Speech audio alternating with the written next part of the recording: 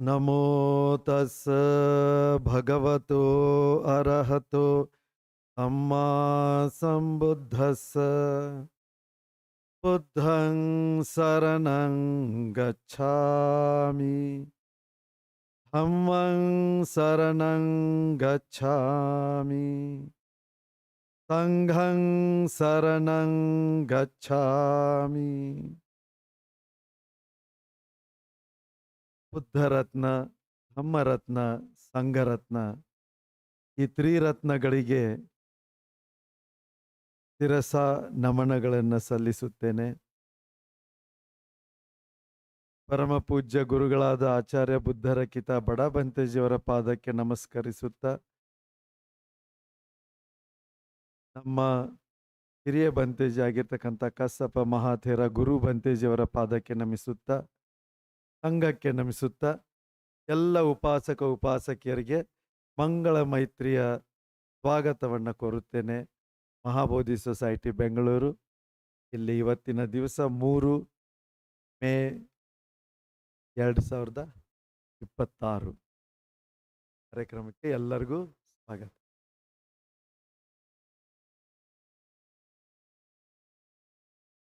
ಆನ್ಲೈನಲ್ಲಿರುವ ಎಲ್ಲ ಈಗ ನೋಡ್ತಕ್ಕಂಥ, ಮುಂದೆ ಯಾವಾಗಾದರೂ ನೋಡ್ತಕ್ಕಂಥ ಎಲ್ಲರಿಗೂ ಸ್ವಾಗತ. ನಾವು ಬುದ್ಧ ಜಯಂತಿಯನ್ನು ಈಗ ತಾನೇ ಮೊನ್ನೆ ಮುಗಿಸಿದ್ದೀವಿ. ಬುದ್ಧ ಪೂರ್ಣಿಮೆ ನಮ್ಮ ಬೌದ್ಧ ಶಕೆಯ ಪ್ರಾರಂಭ 2570ನೇ ವರ್ಷ ಪ್ರಾರಂಭವಾಯಿತು. ಮುಂದಿನ ಬುದ್ಧ ಜಯಂತಿವರೆಗೂ ಇದು 2570ನೇ ವರ್ಷ. ಈಗ ಭಗವಾನ್ ಬುದ್ಧರು ಹುಟ್ಟಿದ್ದನ್ನು ನೋಡಬೇಕು ಅಂದರೆ ಈ 2570ಕ್ಕೆ ನೀವು 80ನ್ನ ಜೋಡಿಸ್ಬೇಕು.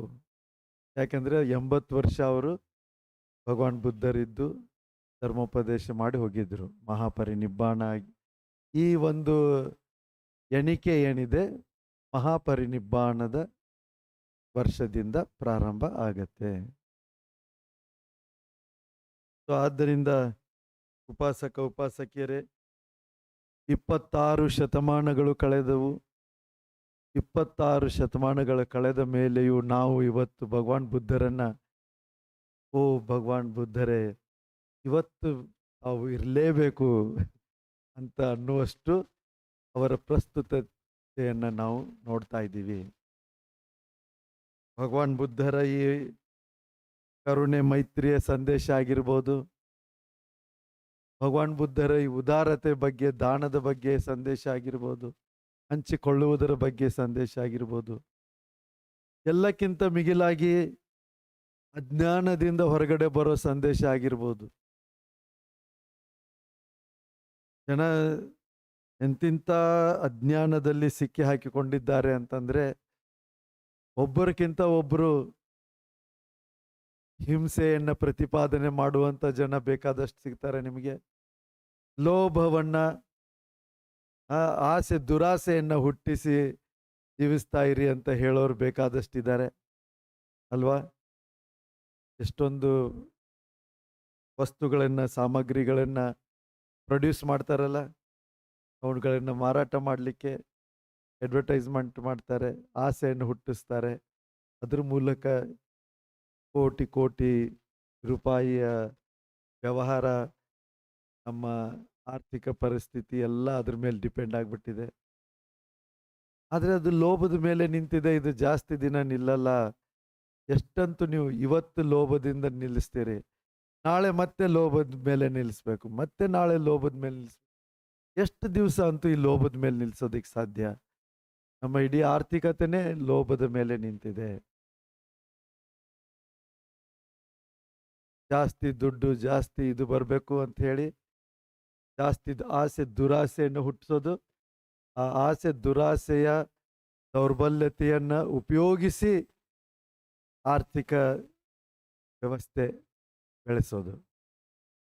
ಇದು ಜಾಸ್ತಿ ದಿನ ಇರೋದಕ್ಕೆ ಸಾಧ್ಯ ಆಗಲ್ಲ. ಅದಕ್ಕೇನೆ ಅವಾಗವಾಗ ಬಿದ್ದು ಬಿಡುತ್ತೆ,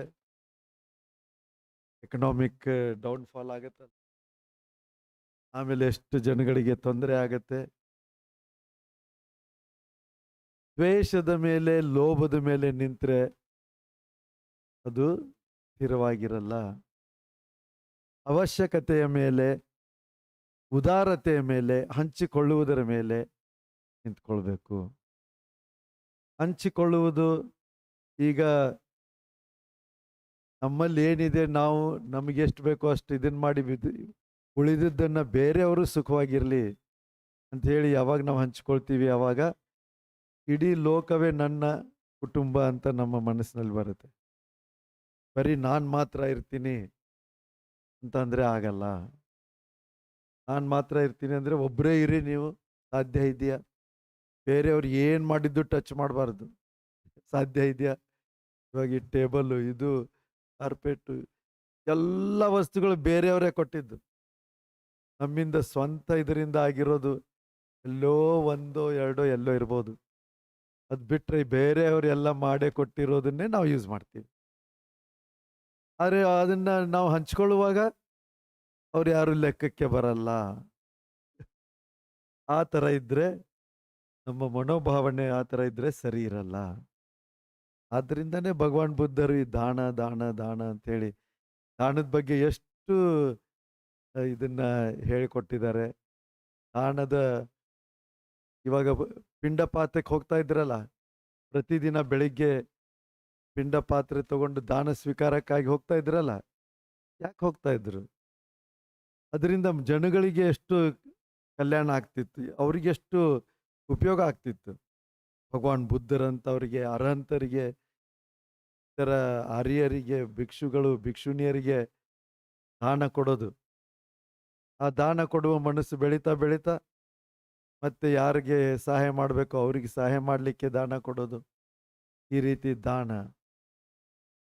ದಾನದ ಮನಸ್ಸಿನ ಹಿಂದೆ ಇರ್ತಕ್ಕಂಥ ಉದ್ದೇಶ ಏನು? ನಾನು ಸುಖವಾಗಿರಲಿ, ಇತರರು ಸುಖವಾಗಿರಲಿ. ಅದು ಮೆತ್ತ. ನಾನು ದುಃಖದಿಂದ ಮುಕ್ತನಾಗಿರಲಿ, ಇತರರು ದುಃಖದಿಂದ ಮುಕ್ತರಾಗಿರಲಿ.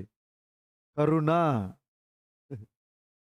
ನಾನು ಒಬ್ಬನೇ ಯಾಕೆ, ಎಲ್ಲರೂ ಇದ್ದಾರೆ, ಎಲ್ಲರ ಜೊತೆ ಇದು ಮಾಡ್ತೀನಿ ಅಂತ ಹಂಚ್ಕೊಳ್ತೀನಿ ಅಂತ ಹೇಳಿದಾಗ ನಿಸ್ವಾರ್ಥ, ನಾನು ನಾನು ಅನ್ನೋದಿರೋದಿಲ್ಲ.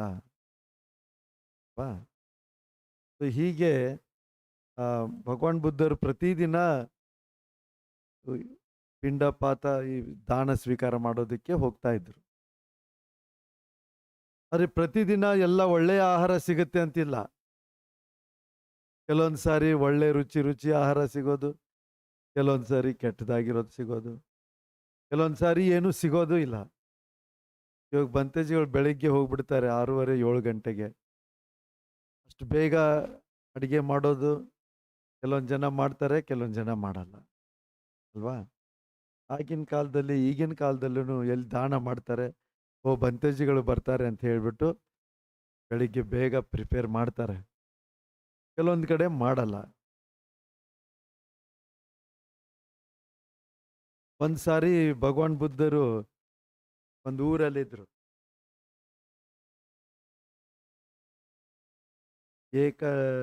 ಏಕನಾಲ ಇರ್ಬೇಕು, ಅದು ಏಕನಾಲನೋ ಯಾವುದೋ ಒಂದು ಊರು. ಆ ಊರಲ್ಲಿ ಅದು ಬ್ರಾಹ್ಮಣರ ಊರು. ಅಲ್ಲಿ ತಂಗಿದ್ರು. ಅಲ್ಲಿ ಅವ್ರು ಬೆಳಿಗ್ಗೆ ಹೋಗ್ತಾರೆ. ಆ ಊರಿನ ಎಲ್ಲ ಜನರ ಮನಸ್ಸನ್ನ ಈ ಮಾರ ಅಂದರೆ ಈ ಮಾರ ದೇವತೆ ಇನ್ಫ್ಲೂಯೆನ್ಸ್ ಮಾಡಿಬಿಟ್ಟು ಮರೆತು ಹೋಗುವಂತೆ ಮಾಡಿಬಿಟ್ಟಿರ್ತಾರೆ. ಭಗವಾನ್ ಬುದ್ಧರು ಭಿಕ್ಷುಗಳು ಬಂದರೆ ಅವ್ರಿಗೆ ದಾನ ಅವ್ರು ರೆಗ್ಯುಲರ್ ಆಗಿ ಕೊಡೋರು. ಆದರೆ ಈಗ ಅದು ಮರೆತು ಹೋಗಿರೋ ಥರ ಅವ್ರಿಗೆ ಅದ್ರ ಬಗ್ಗೆ ಪ್ರಜ್ಞೆನೇ ಇಲ್ಲ, ನಾವು ದಾನ ಕೊಡಬೇಕು ಅಂತನೂ ಮನಸ್ಸಲ್ಲಿ ಬರ್ತಾ ಇಲ್ಲ. ಆ ರೀತಿ ಮಾಡಿ ಹಾಕಿಬಿಟ್ಟಿತ್ತು. ಸೊ ಭಗವಾನ್ರು ಬರ್ತಾರೆ, ಇಡೀ ಊರು ಸುತ್ತಾರೆ ಎಲ್ಲ ಭಿಕ್ಷುಗಳೊಂದಿಗೆ. ಯಾರು ಒಂದು ಚಮಚ ದಾನವನ್ನು ಕೊಡುವುದಿಲ್ಲ. ಅವಾಗ ಗೊತ್ತಾಗತ್ತೆ ಭಗವಾನ್ರಿಗೆ, ಇದು ಮಾರನ ಇನ್ಫ್ಲೂಯೆನ್ಸ್ ಅಂತ ಹೇಳಿ. ಅದೆಲ್ಲ ಮಾಡಿ ಮತ್ತೆ ವಾಪಸ್ ಊರಿನಿಂದ ಹೊರಗಡೆ ಹೋಗುವಾಗ ಅಲ್ಲಿ ಊರಿನ ಎಂಟ್ರೆನ್ಸಲ್ಲಿ ಈ ಮಾರ ದೇವತೆ ನಿಂತ್ಕೊಂಡು ಒಂದು ರೀತಿ ಇದರಿಂದ ಏನು ನೋವು ಕೊಡಬೇಕು, ತಮಾಷೆ ಮಾಡಬೇಕು ಅನ್ನೋ ಮಾತಲ್ಲಿ ಭಗವಾನ್ ಬುದ್ಧರಿಗೆ, ಓ ಗೌತಮ, ಏನಾದ್ರು ಊಟ ಗೀಟ ಸಿಕ್ತಾ, ದಾನ ಸಿಕ್ತಾ ಇವತ್ತು ಅಂತ. ಅವಾಗ ಭಗವಾನ್ ಬುದ್ಧರಿಗೆ ಗೊತ್ತು ಮಾರ ದೇವತೆ ಅಂತ ಹೇಳಿ. ಏ ಮಾರ, ಮಹಾಪಾಪಿ, ಪಾಪಿಮಾ ಮಾರ ಅಂತಾನೆ ಭಗವಾನ್ರು ಕರಿತಾ ಇದ್ರು. ಮಹಾಪಾಪಿ ಮಾರ, ನೀನು ಅವ್ರಿಗೆಲ್ಲ ಮರೆಸ್ಬಿಟ್ಟಿದೀಯ. ಆದ್ರಿಂದ ಒಂದು ಚಮಚ, ಒಂದು ತುತ್ತು ದಾನ ಸಿಕ್ಕಿಲ್ಲ. ಅವಾಗ ಇನ್ನೂ ಒಂದು ಸ್ವಲ್ಪ ತಮಾಷೆ ಮಾಡಿ ಅವ್ರಿಗೆ ಭಗವಾನ್ರಿಗೆ ಏನಂತಾರೆ ಅದಕ್ಕೆ, ಆ ಅಲ್ಲ, ಸರ್ಕ್ಯಾಸ್ಟಿಕಲಿ ಅಂದ್ರೆ ಚುಚ್ಚಿ ಚುಚ್ಚಿ ಮಾತಾಡೋದು. ಆ ವ್ಯಂಗ್ಯ ಮಾಡಿ ಮಾತಾಡ. ಮತ್ತೆ ಮಾರ ದೇವತೆ ಹೇಳಿದ್ರು. ಏನ್ ಹೇಳ್ತು? ಓ ಗೌತಮ, ಊಟ ಸಿಗ್ಲಿಲ್ವಾ? ತುಂಬಾ ಹೊಟ್ಟೆ ಹಸ್ದಿರ್ಬೋದಲ್ಲ.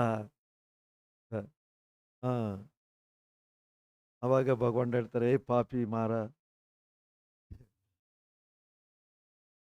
ನೀನು ಅನ್ಕೊಂಡಿರ್ಬೋದು ನಮಗೆ ದುಃಖ ಬರ್ತಾ ಇದೆ, ಹೊಟ್ಟೆ ಹಸಿದು ತೊಂದರೆ ಆಗ್ತಾ ಇದೆ. ಆದ್ರೆ ಆ ರೀತಿ ಏನೂ ಇಲ್ಲ. ನಾನು ಧ್ಯಾನ ಮಾಡಿ ಈ ಪ್ರೀತಿಯನ್ನೇ ನಾನು ಆಹಾರವನ್ನಾಗಿ, ಪ್ರೀತಿ ಅಂತಂದ್ರೆ ಆನಂದ, ಸಂತೋಷವನ್ನೇ ನಾನು ಆಹಾರವನ್ನಾಗಿ ಮಾಡಿಕೊಂಡು ನಾನು ಜೀವಿಸಬಲ್ಲೆ ಅಂಥೇಳಿ ಆ ಧಮ್ಮಪದ ಗಾತ ಹೇಳ್ತಾರೆ. ಸುಸುಖಂವತ ಜೀವಾಮ ಏ ಸಂಜ್ಞ ನತ್ತಿ ಕಿಂಚನಂಗ್. ಸುಸುಖಂವತ ಜೀವಾಮ, ನಾವು ಸುಖವಾಗಿ ಬಾಳ್ತೀವಿ. ಭಗವಾನ್ ಬುದ್ಧರು ಮತ್ತು ಅವರ ಶಿಷ್ಯರಿದ್ರಲ್ಲ, ಅರ್ಹಂತರೆಲ್ಲ, ನಾವು ಸುಖವಾಗಿ ಬಾಳ್ತೀವಿ. ಏ ಸಂಜ್ಞ ನತ್ತಿ ಕಿಂಚನಂಗ್, ನಮ್ಮ ಹತ್ರ ಏನೂ ಇಲ್ಲ, ಆದ್ರೂ ನಾವು ಸುಖವಾಗಿ ಬಾಳ್ತೀವಿ. ಪ್ರೀತಿ ಭಕ್ಕ ಭವಿಸ್ಸಾಮ ದೇವ ಆಭಸ್ಸರ ಯಥ. ಯಾವ ರೀತಿ ಅಂದ್ರೆ ಪ್ರೀತಿಯನ್ನ, ಆನಂದವನ್ನೇ ಆಹಾರವನ್ನಾಗಿ ಮಾಡಿಕೊಂಡು ಇರ್ತೀವಿ. ಯಾವ ರೀತಿ ಆಭಸ್ಸರ ದೇವತೆಗಳು ಪ್ರೀತಿಯ ಮೇಲೆ ಜೀವಿಸ್ತಾರೋ ಆ ರೀತಿ. ಆಭಸ್ಸರ ದೇವತೆಗಳು ಎರಡನೇ ಸ್ಥಾನದ ಹಂತದಲ್ಲಿ ಇರ್ತಕ್ಕಂಥವ್ರು.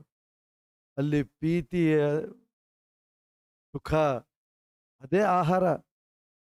ಇವಾಗ ನಾವು ಎಲ್ಲ ಸ್ಥೂಲವಾದ ಆಹಾರ ತಿಂದು ಈ ಶರೀರವನ್ನು ನಾವು ಮೇಂಟೈನ್ ಮಾಡ್ತೀವಿ.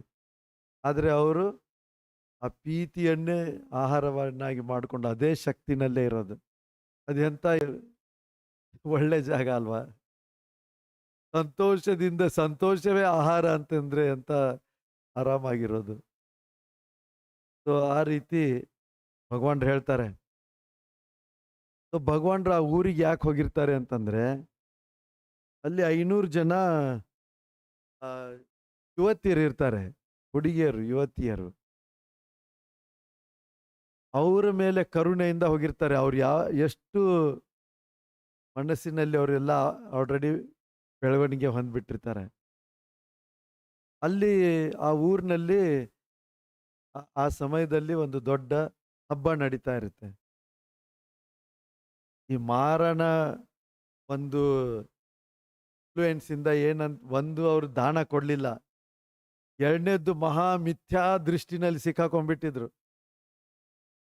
ಅವತ್ತು ಅಲ್ಲಿ ತುಂಬಾ ಕೆಲ ದಿನಗಳವರೆಗೆ ಆ ಹಬ್ಬದಲ್ಲಿ ಪ್ರಾಣಿ ಬಲಿಯನ್ನ ಕೊಟ್ಬಿಟ್ಟಿದ್ರು. ತುಂಬಾ ಪ್ರಾಣಿಗಳನ್ನ ಕೂಡ ಸಾಯಿಸಿದ್ರು. ಪ್ರಾಣಿ ಬಲಿ ಕೊಟ್ಬಿಟ್ಟು, ಪ್ರಾಣಿಗಳನ್ನ ಕೊಂದರೆ ನಮಗ್ ಪುಣ್ಯ ಬರುತ್ತೆ ಅಂತ. ಈ ಬಲಿ ಕೊಡೋರ್ದು ಲೆಕ್ಕಾಚಾರನೇ ಅದು. ಬಲಿ ಕೊಡೋದು ಯಾಕೆ? ನೀನ್ ಸಾಯಿ, ನೀನ್ ನೋವಿನಲ್ಲಿ ಸಾಯಿ, ನಿನಗೆ ನೋವು ಬಂದ್ರೆ ನನಗೆ ಸುಖ ಬರುತ್ತೆ. ಇದು ನಂಬಿಕೆ. ಇದು ಎಂಥ ಮೌಢ್ಯ, ಎಂಥ ಮೂರ್ಖತನ, ಇದನ್ನ ಹೇಳಕ್ಕಾಗಲ್ಲ. ಆದ್ರೆ ನಮ್ಮ ದೇಶ ಆಯ್ತು ಮತ್ತು ಬೇರೆ ಬೇರೆ ಕಡೆ ಆಯ್ತು, ಕಡಿಮೆ ಏನಿಲ್ಲ. ಪ್ರಾಣಿ ಬಲಿ ಕೊಡೋದಕ್ಕೆ ಜನ ಕಡಿಮೆ ಇಲ್ಲ. ಕೋಟಿ ಕೋಟಿ ಜನ ಇವತ್ತು ಪ್ರಾಣಿ ಬಲಿ ಕೊಡ್ತಾರೆ. ಕೋಟಿ ಕೋಟಿ ಬಡ ಪ್ರಾಣಿಗಳು ಕೆಲವೊಂದು ಹಬ್ಬದಲ್ಲಿ ಸತ್ತು ಹೋಗ್ತವೆ. ಅದನ್ನ ಮಾಡಿಬಿಟ್ಟು ದೊಡ್ಡ ಏನೋ ಒಂದು ಸಾಧನೆ ಮಾಡಿದ ಹಾಗೆ ಹೇಳ್ತಾರೆ. ಮನುಷ್ಯರು ಅಂತ ಅನ್ಸ್ಕೊಳ್ಳೋಕ್ಕೂ ಲಾಯಕ್ಕಿಲ್ಲ. ಪ್ರಾಣಿಗಳು ಸಾಯೋದಿತ್ತು, ಅದನ್ನ ಉಳಿಸಿದ್ರೆ ಓಕೆ, ನಾವು ನಿಜವಾದ ಮನುಷ್ಯರು ಅಂತ ಹೇಳ್ಬೋದಾಗಿತ್ತು. ಬದುಕಿರುವ ಪ್ರಾಣಿಗಳನ್ನು ಕೊಂದ್ರೆ ರಾಕ್ಷಸ ಬುದ್ಧಿ ಅದು, ರಾಕ್ಷಸ ಮನಸ್ಸು. ಅವ್ರು ಸತ್ತು ಹೋಗ್ಬಿಟ್ಟು ಮತ್ತೆ ಹುಟ್ಟಿದ ಮೇಲೆ ಎಲ್ಲಿ ಹುಟ್ಟುತ್ತಾರೆ? ಅದೇ ಆಸುರಿಕ ಲೋಕದಲ್ಲೇ ಹುಟ್ಟುತ್ತಾರೆ. ಯಾಕೆ? ಈಗಲೇ ಮನಸ್ಸು ಆ ಥರ ಆಗ್ಬಿಟ್ಟಿದೆ, ಆಸುರಿಕ ಮನಸ್ಸು.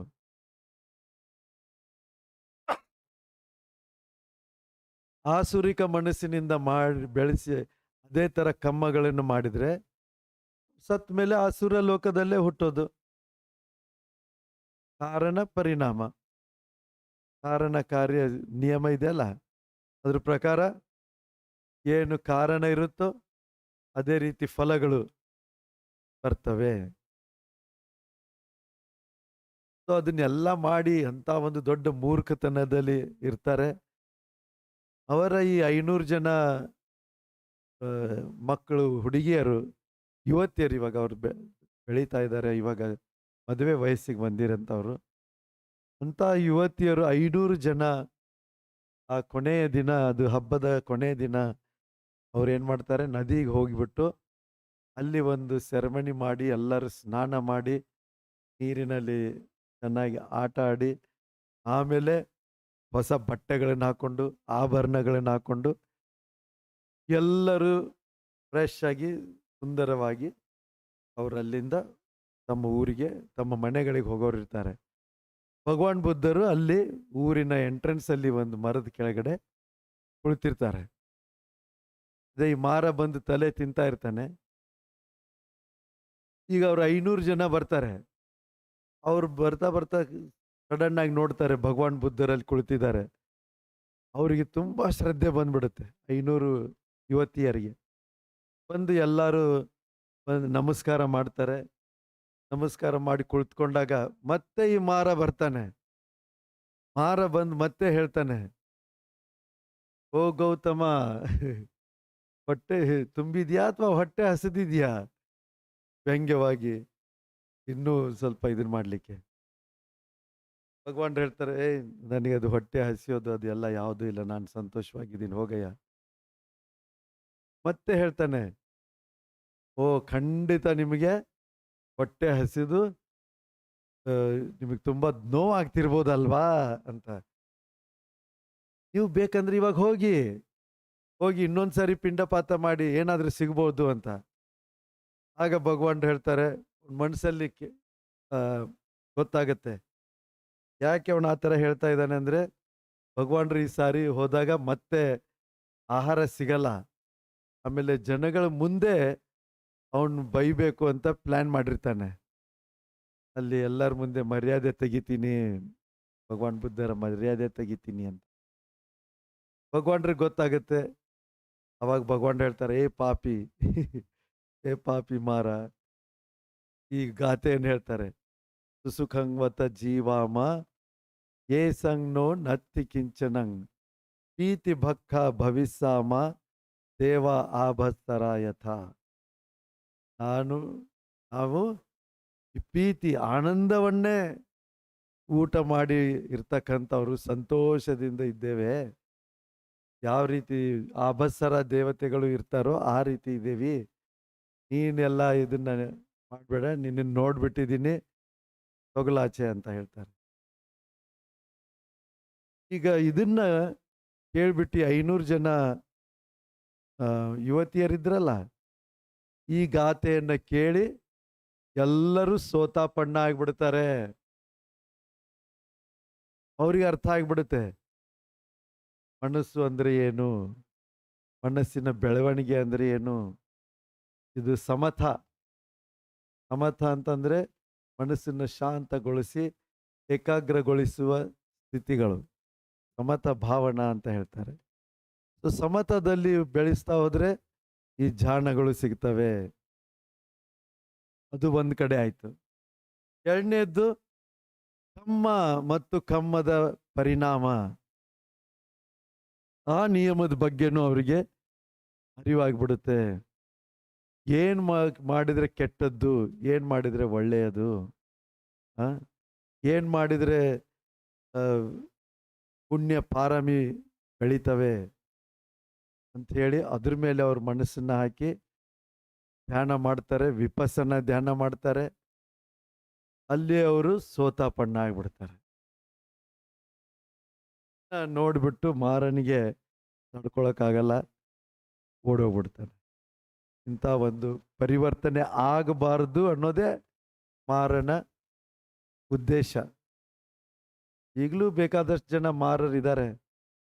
ಮಾರರು ಯಾರಾದರೂ ಅಭಿವೃದ್ಧಿ ಹೊಂದುತ್ತಾ ಇದ್ರೆ ಹೊಂದಬಾರ್ದು ಅಂತ ಕಾಲು ಎಳೆಯೋರು, ಆರ್ಥಿಕ ಅಭಿವೃದ್ಧಿ ಹೊಂದ್ತಾ ಇದ್ರೆ ಅವ್ರನ್ನ ಕಾಲು ಎಳೆಯೋದು, ಓದು ಪಾಠದಲ್ಲಿ ಅಭಿವೃದ್ಧಿ ಹೊಂದುತ್ತೀನಿ ಅಂದರೆ ಅವ್ರನ್ನ ಕಾಲು ಎಳೆಯೋದು, ಸಾಮಾಜಿಕವಾಗಿ ಅಭಿವೃದ್ಧಿ ಹೊಂದುತ್ತಾರಂದ್ರೆ ಅವ್ರನ್ನ ಕೀಳಾಗಿ ಇದನ್ನ ಮಾಡೋದು.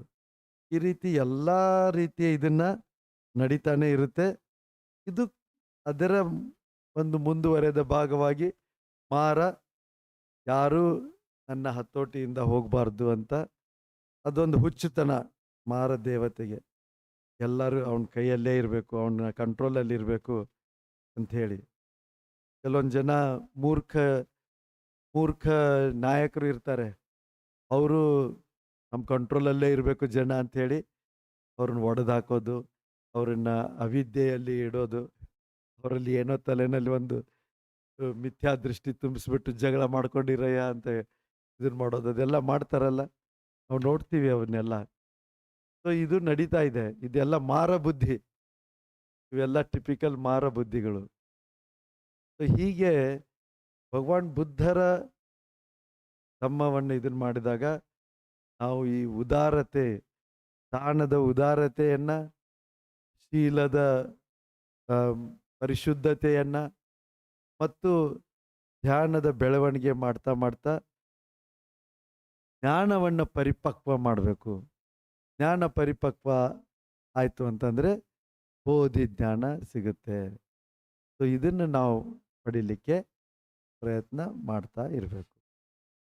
ಅರ್ಥ ಆಯ್ತಾ? ಸೊ ಇವತ್ತು ಇಷ್ಟೇ ಸಾಕು. ಚಿಕ್ಕದಾಗಿ ಈ ಬುದ್ಧ ಜಯಂತಿ ಸಮಯದಲ್ಲಿ ತುಂಬ ತುಂಬ ಧಮ್ಮವನ್ನು ಕೇಳಿದ್ದೀರಿ ಅಂತ ಅನ್ಕೊಂಡಿದ್ದೀನಿ. ಕೇಳಿದ್ದೀರಾ?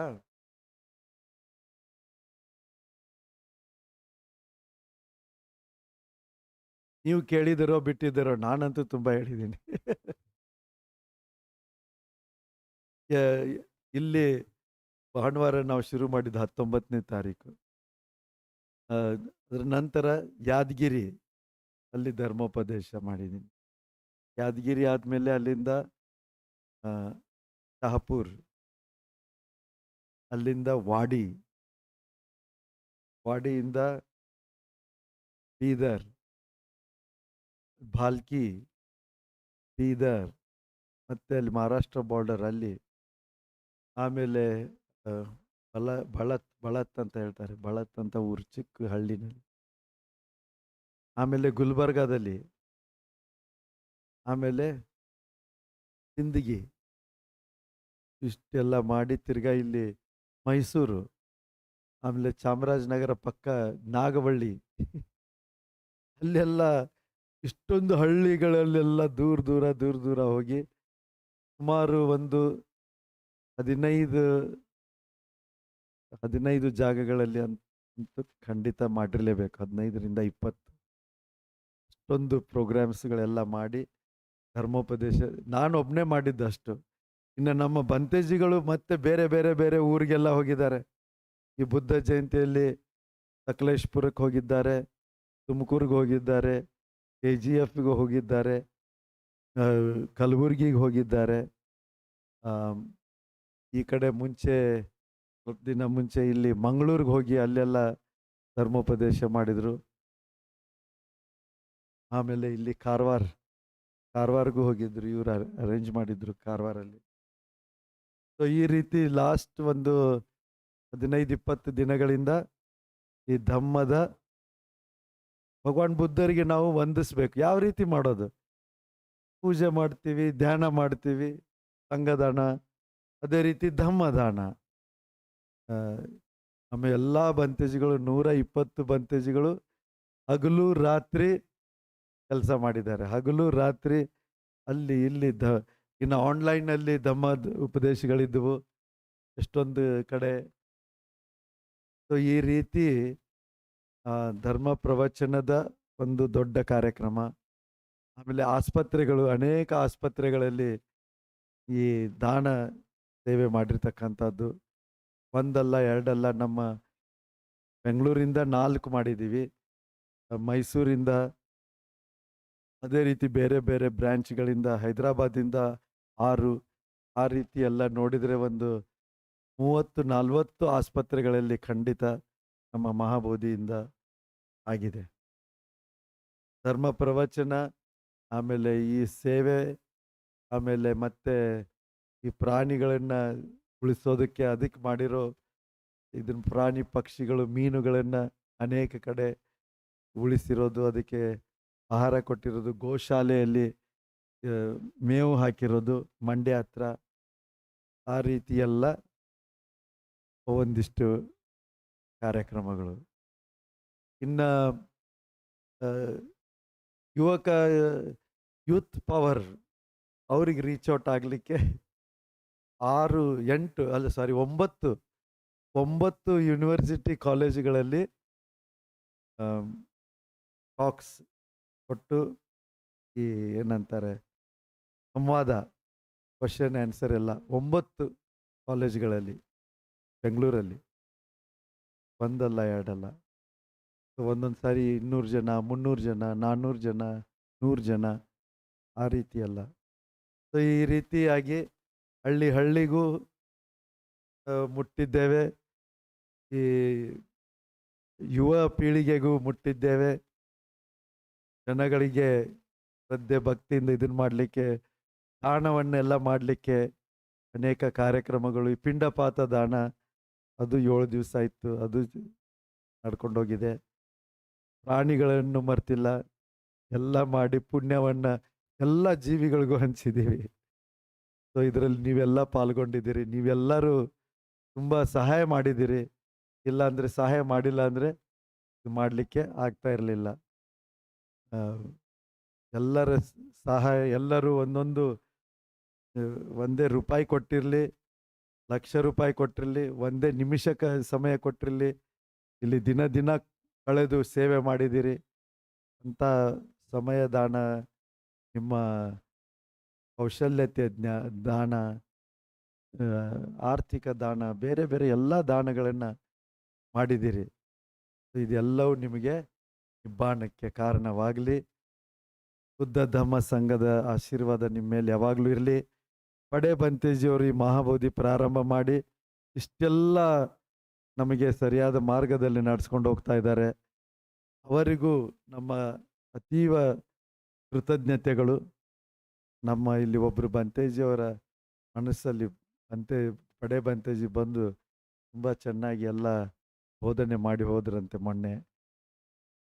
ಅವರ ಇರುವಿಕೆ ಬೇರೆ ಬೇರೆ ರೀತಿಯಲ್ಲಿದೆ. ಸೊ ಅವರಿಗೆ ಅವರ ಕೃತಜ್ಞತೆ ನಾವು ಎಷ್ಟು ಸಲ್ಲಿಸಿದ್ರೂ ಸಾಕಾಗಲ್ಲ. ಆಮೇಲೆ ನಮ್ಮ ಗುರು ಬಂತೇಜಿ ಅವರ ಆಶೀರ್ವಾದದಲ್ಲಿ ನಾವು ಎಲ್ಲ ಮಾಡಿದ್ದೀವಿ. ಎಲ್ಲ ನಮ್ಮ ದೊಡ್ಡ ಬಂತೇಜಿ, ಚಿಕ್ಕ ಬಂತೇಜಿ ಅವರು ತುಂಬ ಕೆಲಸ ಮಾಡಿದರು. ನೀವು ಎಲ್ಲರೂ ಈ ಪುಣ್ಯವನ್ನು ಹಂಚಿಕೊಂಡು ಇದು ಪುಣ್ಯ ಪಾರಮಿಯಾಗಿ ನಮ್ಮನ್ನು ಮುಂದೆ ನಡೆಸ್ಕೊಂಡು ಹೋಗ್ತಾ ಇರಲಿ. ಭವತು ಸಬ್ಬ ಮಂಗಳಂ ರಕ್ಷಂತು ಸಬ್ಬ ದೇವತಾ ಸಬ್ಬ ಬುದ್ಧಾನುಭಾವೇನ ಸಬ್ಬ ಧಮ್ಮಾನುಭಾವೇನ ಸಬ್ಬ ಸಂಘಾನುಭಾವೇನ ಸದಾ ಸೋತ್ಥಿ ಭವಂತು ತೇ. ಸಾಧು ಸಾಧು ಸಾಧು. ಎಲ್ಲರಿಗೂ ಮಂಗಳವಾಗಲಿ. ನಮೋ ಬುದ್ಧಾಯ.